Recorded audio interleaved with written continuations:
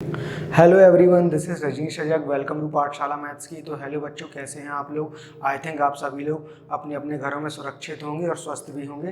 तो चलिए बच्चों, आज हम पढ़ने जा रहे हैं हमारी एक्सरसाइज 1.3, है ना। तो 1.3 जो हमारी बेस्ड है बच्चों, वो किस पे? टोटल इर्रेशनल नंबर के प्रूव्ड करने वाले सम पर बेस्ड है। ठीक है, तो हमने 9th क्लास में पढ़ा था कि इर्रेशनल नंबर हमारे होते क्या हैं। ठीक है, इर्रेशनल नंबर की प्रॉपर्टीज़ क्या क्या होती है, कैसी होती है। साथ ही में हमने देखा था कि इर्रेशनल नंबर और रैशनल नंबर के कॉम्बिनेशन से हमने कैसे रियल नंबर का फॉर्मेशन किया था। ठीक है, साथ ही में हमने ये भी देखा था, 9th क्लासेस में पढ़ा था कि इर्रेशनल नंबर को हम नंबर लाइन में कैसे रिप्रेजेंट करते हैं। लेकिन हमने ये नहीं देखा था 9th क्लास में कि हम इर्रेशनल नंबर को कैसे प्रूफ करके बताते हैं। तो इस एक्सरसाइज में हम वही बताएंगे कि कोई भी हमारा नंबर ले, चाहे वो रैशनल हो और इर्रेशनल हो, ना, तो उनका कॉम्बिनेशन बना के हमने क्या बनाया? एक इर्रेशनल नंबर बनाया। तो अब वो इर्रेशनल नंबर को कैसे प्रूफ करके हम दिखाएंगे, तो वही सारी चीज़ें हम इस एक्सरसाइज में पढ़ने वाले हैं। ठीक है, जैसे आपको पता है √3, √5, √7 ये सारे हमारे इर्रेशनल नंबर होते हैं। ठीक है,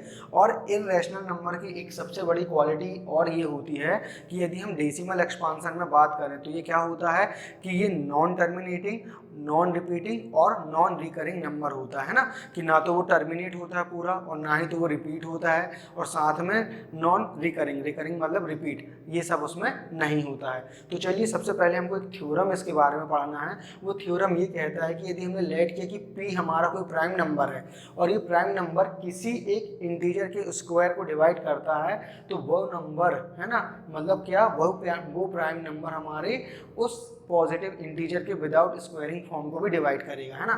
फॉर एग्जांपल में यदि हम लेके चलें कि हम देखें कि यदि हमारा a इक्वल हमने लिया 5, तो a का स्क्वायर हमारा कितना हो गया? 25। अब हम 25 को डिवाइड करें तो ये 5 से ही डिवाइड होगा। 5 5 जा 25, 5 1 जा 5। तो हमने क्या देखा कि 5 था, वो 25 को डिवाइड कर रहा था। मतलब यदि इसको हम देखें तो ये क्या था? 5 के स्क्वायर को किसने डिवाइड किया? 5 ने, है ना। तो ये 5 क्या है? आपका एक प्राइम नंबर है, ना, प्राइम नंबर है। तो इस प्राइम नंबर 5 ने इस 25 को डिवाइड किया, तो हमारा कितना आया? हमको मिला कितना? 5 मिला। अब इस 5 ने इसको डिवाइड किया तो 1 मिला। तो समझ में आया कि यदि a स्क्वायर को हमारा p डिवाइड करता है कोई प्राइम नंबर, तो इसके विदाउट स्क्वायरिंग फॉर्म को भी हमारा वो प्राइम नंबर डिवाइड करेगा। ओके बच्चों,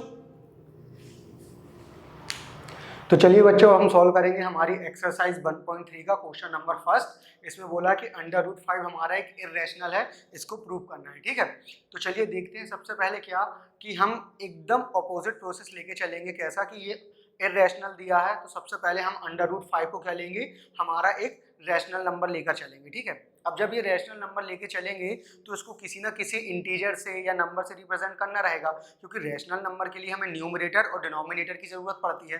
तो हमने क्या किया?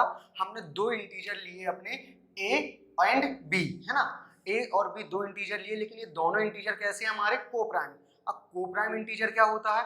को प्राइम इंटीजर ये होता है कि कोई भी दो नंबर या इंटीजर को प्राइम तभी कहलाएंगे जब उनके बीच का कॉमन फैक्टर केवल 1 हो।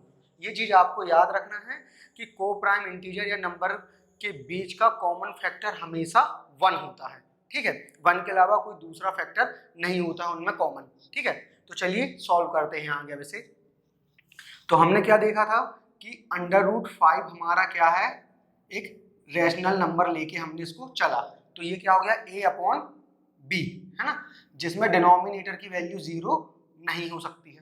अब क्रॉस मल्टीप्लिकेशन कर दें तो ये हो जाएगा b इंटू √5 इक्वल a।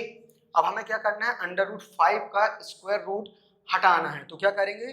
दोनों साइड्स की अपन स्क्वायरिंग कर देंगे।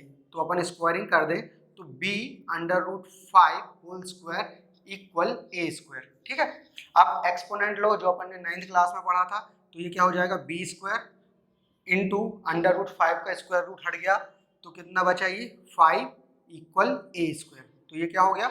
5b square equal a square हो गया। अब हमारा 5 इंटू में है, a स्क्वायर के डिवाइड में चला जाएगा। ठीक है, हो गया। अब हमने क्या है? अभी हमने 1.3 थ्योरम में क्या देखा था कि एक प्राइम नंबर किसी नंबर को या किसी इंटीजर के स्क्वायर फॉर्म को क्या करता है, डिवाइड करता है, तो वो प्राइम नंबर उस नंबर के विदाउट स्क्वायरिंग फॉर्म को भी डिवाइड करेगा। भाई स्क्वायरिंग को डिवाइड कर रहा है मतलब वो उसका कोई ना कोई ऐसा फैक्टर आ रहा है जो उस प्राइम नंबर से डिवाइड हो रहा है। ठीक है, तो हमने क्या देखा यहाँ पे कि इफ या 5 डिवाइड्स ए स्क्वायर देन 5 ऑल्सो डिवाइड्स ए, है ना, ए स्क्वायर को 5 डिवाइड करता है तो ए को भी 5 डिवाइड करेगा। तब हम ले सकते हैं then we can take a equal 5c। अब हमने ए इक्वल क्या ले लिया, 5c, जहां पे हमारा c क्या है, कोई इंटीजर है हमारा। ठीक है, एक इंटीजर है हमारा c, कोई भी पॉजिटिव इंटीजर ले सकते हैं। अब चलिए देखते हैं कि a इक्वल 5c है तो इस a की वैल्यू को हमको यहाँ पे पुट कर देना है a के प्लेस पे। ठीक है, तो क्या हो जाएगा हमारा b स्क्वायर इक्वल a की वैल्यू कितनी थी हमारे पास 5c, तो 5c का स्क्वायर अपॉन कितना 5। अब ये कितना हो जाएगा b square equal 25c square upon 5। 25 को कैंसिल करेगा 5 टाइम में, तो b स्क्वायर इक्वल कितना हो जाएगा आपका 5c स्क्वायर। अब ये 5 b के अपॉन में चला जाएगा तो क्या हो जाएगा b square upon 5 equal c square. तो क्या लिख सकते हैं c square equal b square upon 5। तो अब हमने क्या देखा यहाँ पे कि a स्क्वायर भी 5 से डिवाइड हो रहा है और b स्क्वायर भी 5 से डिवाइड हो रहा है, a भी 5 से डिवाइड हो रहा है और b भी 5 से डिवाइड हो रहा है, मतलब a का एक फैक्टर 5 है और b का भी एक फैक्टर 5 है।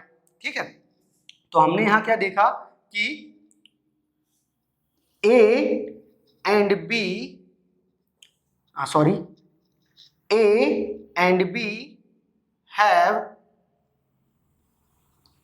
have at least 5 as a common factor. क्यों? क्योंकि देखो b स्क्वायर को भी 5 डिवाइड कर रहा है, a स्क्वायर को भी, और a को भी 5 डिवाइड कर रहा है और b को भी, तो a और b में 5 हमारा क्या है, एक कॉमन फैक्टर है। ठीक है, कम से कम एक कॉमन फैक्टर दोनों में है। तो हमने क्या देखा कि यार ये तो दोनों में आ गया, लेकिन हमने a और b में बोला था केवल और केवल हमारा कॉमन फैक्टर क्या होना चाहिए, 1 होना चाहिए, लेकिन यहाँ तो 5 आ गया। तो 5 आने से क्या देखा हमने कि भाई ये तो हमारा जो हमने एज्यूम करके चला था कि √5 एक रैशनल नंबर है, तो ये रैशनल नंबर नहीं होगा, है ना, ये होगा इररेशनल नंबर, क्योंकि ये कॉन्ट्राडिक्शन आ गया भाई कि जो हमने अपना एजम्पशन लेके चला था वो हमारा एजम्पशन कैसा हो गया, इनकरेक्ट हो गया, है ना। तो ये हमारे इनकरेक्ट एजम्पशन के कारण हुआ। ठीक है, तो इसलिए अब हम क्या बोलेंगे कि जो हमारा √5 है, जो हमारा कंक्लूजन निकलेगा वो ये निकलेगा क्या कि √5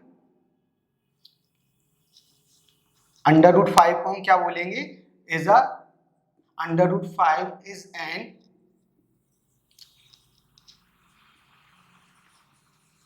एन इररेशनल।